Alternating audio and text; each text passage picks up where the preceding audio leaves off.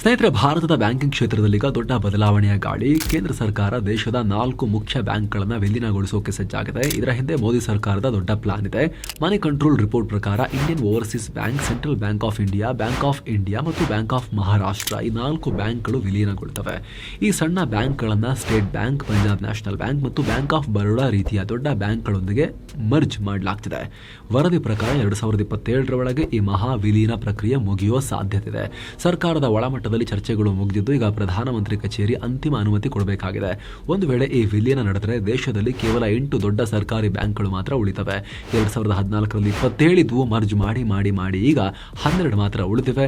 Next 8ಕ್ಕೆ ಅದನ್ನ ಇಳಿಸೋ ಲೆಕ್ಕಾಚಾರ ಇದೆ. ಉದ್ದೇಶ ಏನು ಅಂದ್ರೆ ಸ್ನೇಹಿತರೆ, ಭಾರತಕ್ಕೆ ದೊಡ್ಡ ಬಲಿಷ್ಠ ಜಾಗತಿಕ ಮಟ್ಟದ ಬ್ಯಾಂಕ್ಗಳು ಬೇಕು. ದೊಡ್ಡ ಬ್ಯಾಂಕ್ ಇದ್ರೆ ಸಾಲದ ಅಪಾಯವನ್ನ ತಡೆದುಕೊಳ್ಳೋ ಸಾಮರ್ಥ್ಯನೂ ಜಾಸ್ತಿ ಆಗುತ್ತೆ, ಬಡ್ಡಿ ದರದ ಸ್ಪರ್ಧೆಯಲ್ಲಿ ನಿಲ್ಲಬಹುದು ಹಾಗೂ ವಿದೇಶಿ ಹೂಡಿಕೆದಾರರ ವಿಶ್ವಾಸ ಕೂಡ ಹೆಚ್ಚಾಗುತ್ತೆ. ಸಣ್ಣ ಬ್ಯಾಂಕ್ಗಳಲ್ಲಿ ಹಣದ ಬಲ ಕಮ್ಮಿ ಇರುತ್ತೆ.